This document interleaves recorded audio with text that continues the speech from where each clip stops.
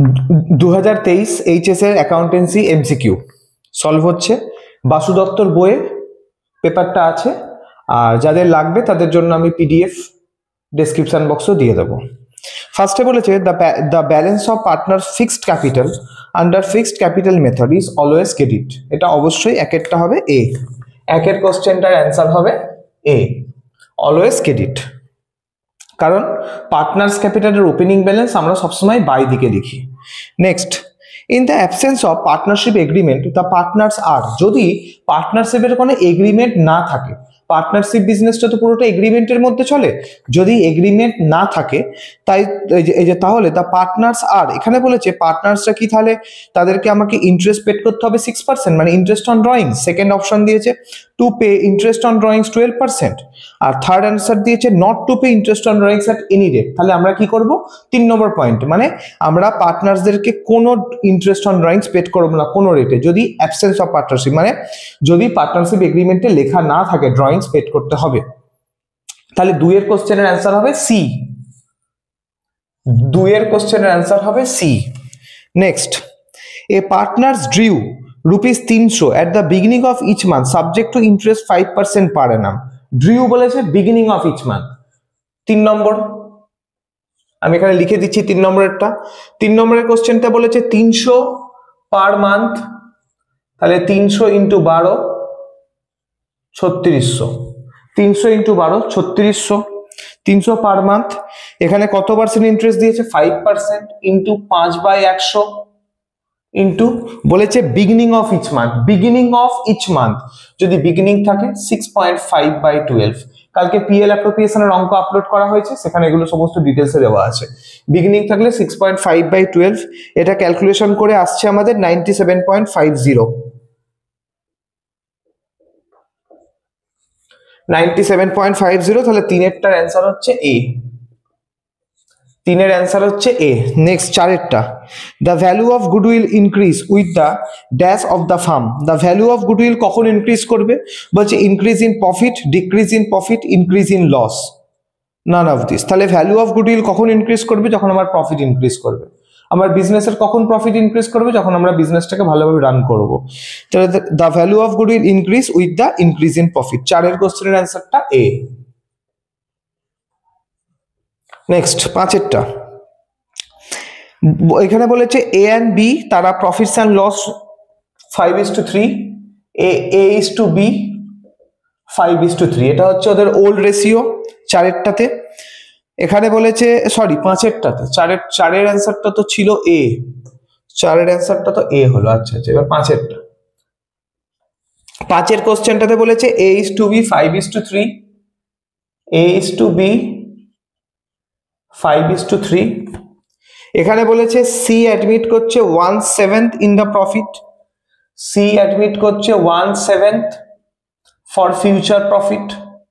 এবার এই old ratio থেকে 1/7 ধরে আমরা নতুন রেশিও বার করতে পারি, বাট এখানে নতুন রেশিও বলে দিয়েছে 4:2:1। New ratio A is to B is to C কত, 4:2:1। আবার বলছে এটা 2023 এর অ্যাকাউন্টেন্সি পেপার সলভ হচ্ছে এমসিকিউ। তাহলে স্যাক্রিফাইসিং এর ফর্মুলা কি, স্যাক্রিফাইসিং এর ফর্মুলা ওল্ড মাইনাস নিউ। এখানে এ আর বি স্যাক্রিফাইস করবে, এ এর ওল্ড কত, এ এর ওল্ড হচ্ছে 5/8, এই যে 5/8 মাইনাস এ এর নতুন কত 4:2:6, মানে 4 আর 2 6 একে 7, 4/7। 8 আর 7 লসাগু 56, 8 7 56, 5 7 35, 7 8 56, 4 8 32। তাহলে রেশিও হলো 3/56। বি এরটাও সেম, বি এর ওল্ড হচ্ছে 3/8 মাইনাস বি এর নতুন হচ্ছে কত 1/7, না বি এরটা হচ্ছে 2/7, তো 2/7, 8 আর 7 হচ্ছে 56, 8 ইন্টু 7 56, 7 ইন্টু 3 21 মাইনাস 7 ইন্টু 8 56, 8 দুগুণে 16, মানে হচ্ছে 5/56। তাহলে এখানে রেশিও কত হচ্ছে স্যাক্রিফাইসিং, স্যাক্রিফাইসিং রেশিও 3:5। এটার অ্যান্সার কততে আছে, 3এরটা। তাহলে 5এর কোশ্চেনের অ্যান্সার হচ্ছে 3, 5এর কোশ্চেনের অ্যান্সার হচ্ছে 3। পাঁচের কোশ্চেনের অ্যান্সার হচ্ছে 3। পাঁচের কোশ্চেন অ্যান্সার হচ্ছে 3। এবার হচ্ছে ছয়েরটা, the premium for goodwill to be brought in by the new partner is valued on the basis of, বলছে প্রিমিয়াম ফর গুডউইল যখন নতুন পার্টনার নিয়ে আসে আমরা সেটাকে ভ্যালু করি কোন বেসিসে? প্রথম বলছে ফুল ভ্যালু অফ গুডউইল, তারপরে বলেছে over valuation of goodwill, under valuation goodwill, নয় যে নন অফ দিস। যেই গুডউইলের ভ্যালুটা আনে আমরা total full value of goodwill নিয়েই কাজ করি। নেক্সট, তাহলে ছয়ের কোশ্চেনের অ্যান্সার হচ্ছে এ। ছয়ের কোশ্চেনের অ্যান্সার হচ্ছে এ। ছয়ের কোশ্চেনের অ্যান্সার হচ্ছে এ। আচ্ছা, পাঁচেরটা 3 কেন লিখলাম? পাঁচেরটা হবে সি। 3 সি, পাঁচেরটা সি, ছয়েরটা হচ্ছে এ। সাতেরটা কি বলেছে? সাতেরটা বলেছে, সাতেরটা একটু বোঝার বিষয় আছে ভালো করে। সাতেরটা বলেছে if the amount of reserve of partnership firm is 6000 টাকা। বলছে পার্টনারশিপ ফার্মের রিজার্ভ কত? 6000 টাকা। পার্টনারশিপ ফার্মের রিজার্ভ, রিজার্ভ হচ্ছে 6000। পার্টনারশিপ ফার্মের রিজার্ভ হচ্ছে 6000। বলেছে রেশিও এ বি সি এর রেশিও, এ বি সি এর রেশিও হচ্ছে 3:2:1, 3:2:1। তাহলে বলেছে then the share of B and C together, বলছে বি আর সি এর টুগেদার শেয়ার কত? দেখো A:B:C 3:2:1, তাহলে এ হচ্ছে 3 আর বি আর সি হচ্ছে 2:1, 3:2:1। তাহলে এ যদি 3 হয় বি আর সিও 3, এ যদি 3 হয় বি আর সিও কিন্তু 3। এখানে কোশ্চেন কি করেছে? আমার কোনো রিজার্ভ ভাগ করার দরকারই নেই, আমরা রিজার্ভ ভাগই করব না। এখানে কোশ্চেনে কি বলেছে? এখানে কোশ্চেনে বলেছে then the share of reserve B and C, বলছে বি আর C together is equal to, এখানে অপশন দিয়েছে টুয়াইস অফ এ। এটা কি এ এর দ্বিগুণ? আচ্ছা এ তো 3, বি আর সি কি 6? না 6 না। নেক্সট বলেছে ইকুয়াল টু এ, দেখো বি আর সি 3 আর এ ও 3, তাহলে বি আর সি ইকুয়াল টু এ। তাহলে এটা কত নম্বর অ্যান্সার হলো? অ্যান্সার হলো বি এরটা। সাতের কোশ্চেনের অ্যান্সার হচ্ছে বি।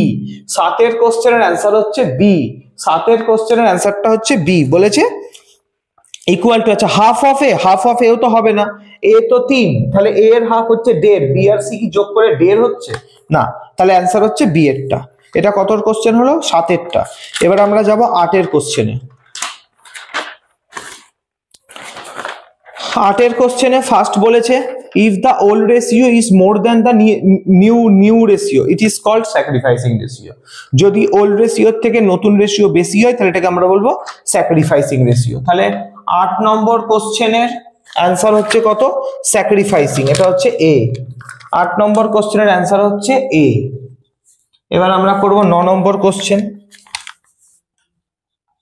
9 নম্বরের কোশ্চেনে বলেছে A B and C are partner sharing profits in the ratio 5:4:3. A and C decide to share future profits equally. What will be the gaining ratio? এটা গেনিং রেশিও কখন আসে? রিটায়ারমেন্টের সময়। যে গেনিং রেশিও আসে রিটায়ারমেন্ট। আমি এখানে করছি 9এরটা। 9এর এই যে অ্যান্সার, 9এর অ্যান্সার হচ্ছে কতটা আছে? 8টা। 9এর অ্যান্সার হবে এ, মানে হচ্ছে অ্যান্সার হবে 1:3। কি করে হচ্ছে সেটা বলে দিচ্ছি। 9এর কোশ্চেনটা আছে হচ্ছে এ বি সি 5:4:3, এ বি সি 5:4:3। তারপরে বলেছে এখানে বি রিটায়ার করছে, তাহলে এ আর সি ইকুয়ালি নিচ্ছে, তাহলে এ আর সি 1:1। এটা হচ্ছে নতুন রেশিও, কারণ বি মানে রিটায়ার করছে। তাহলে এখানে বলেছে গেনিং রেশিও, তাহলে গেনিং, এখানে বলেছে গেনিং রেশিও। গেনিং রেশিওর ফর্মুলা আমরা স্যাক্রিফাইসিং রেশিওর ফর্মুলা করেছি ওল্ড মাইনাস নিউ। গেনিং রেশিওর ফর্মুলা হচ্ছে নিউ মাইনাস ওল্ড।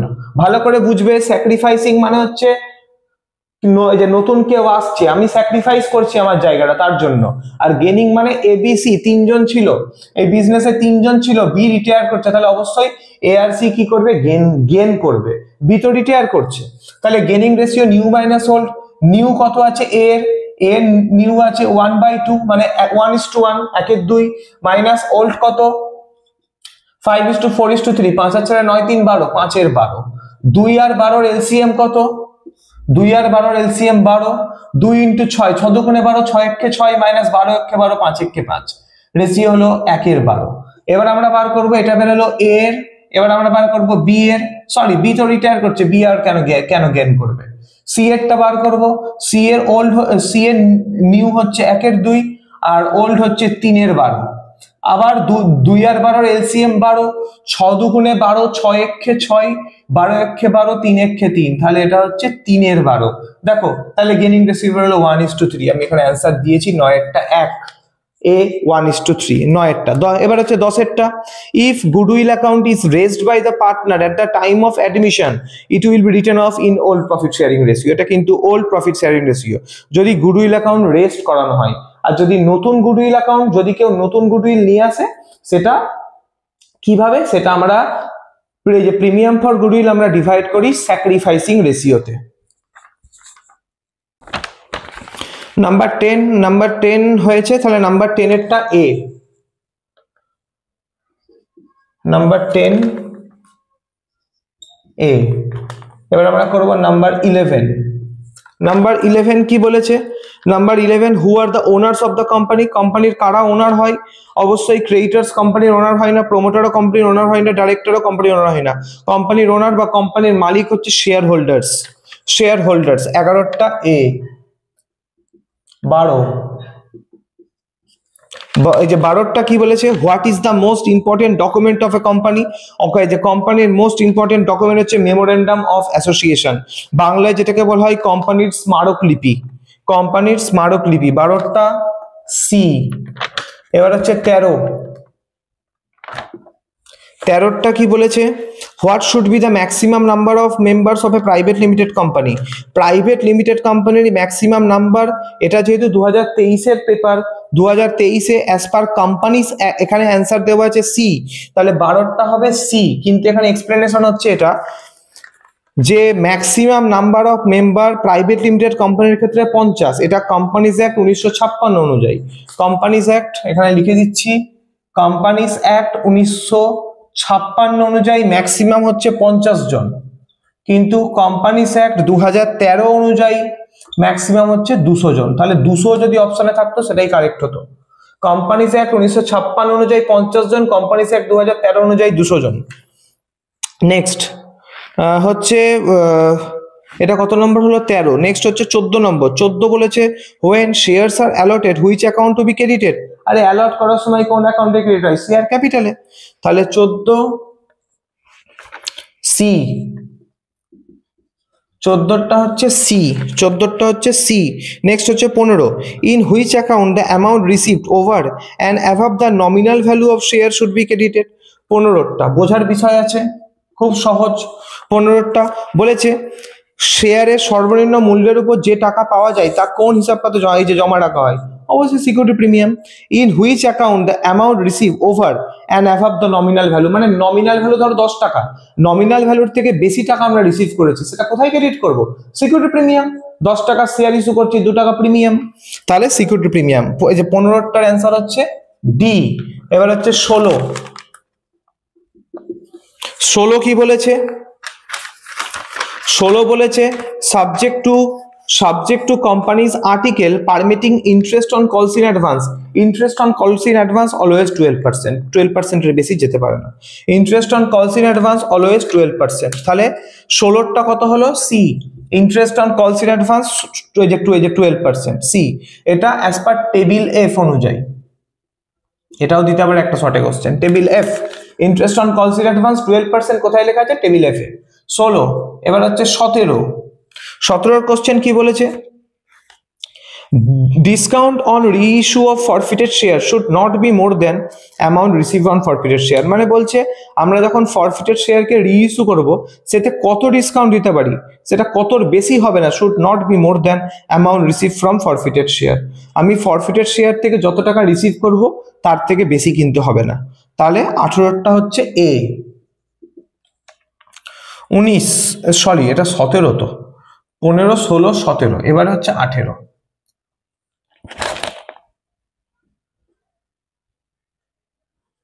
18টা বলেছে if debenture are to be redeem at 4 equal installment discount on issue of debenture account will be written off in the ratio of 4:1:1:1, তাহলে 18টা হচ্ছে এ।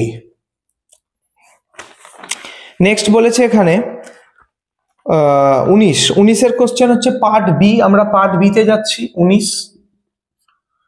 19 question, where will you record public deposit in the balance sheet of the company.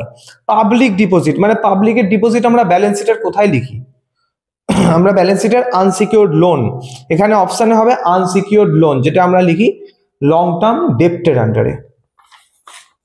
19 answer হচ্ছে C, answer হচ্ছে C, unsecured loan বা যেটাকে আমরা বলি long term ডেপ্ট। Unsecured loan কার আন্ডারে থাকে? Long term ডেপ্টের।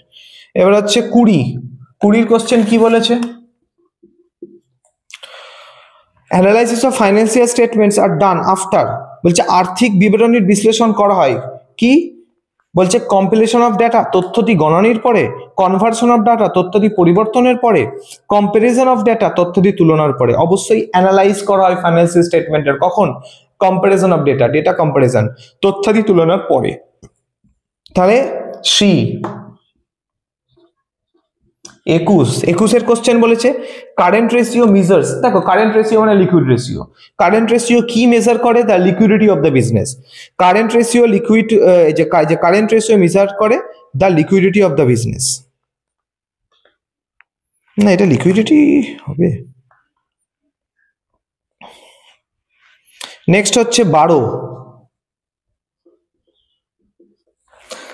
বলেছে if stock turnover is 5 Times what will be the average holding period. Stock turnover 5 Times, আচ্ছা অ্যাভারেজ হোল্ডিং পিরিয়ডটা ডেজে বলেছে কিন্তু। আচ্ছা এই যে 11 কোশ্চেনটা আমি বলছি। ইফ স্টক টার্নওভার 5 টাইমস, যদি স্টক টার্নওভার 5 টাইমস হয় তাহলে অ্যাভারেজ হোল্ডিং পিরিয়ড কত? অ্যাভারেজ হোল্ডিং পিরিয়ড ডেজে বলেছে। ফর্মুলা নাম্বার অফ ডেজ, কত দিনে এক বছর? এই যে 365 দিনে। তাহলে 365 by stock turnover ratio, stock turnover কত? 5 টাইমস। এটা করলে হচ্ছে 5 7 35, 3 5 15, 73 ডেজ। অ্যান্সারটা কতই? অ্যান্সারটা আছে সি তে। তাহলে 12 কোশ্চেনের 20 21 22 কোশ্চেনের অ্যান্সার হচ্ছে সি। এবার হচ্ছে 23 question, the revenue producing activities of an enterprise.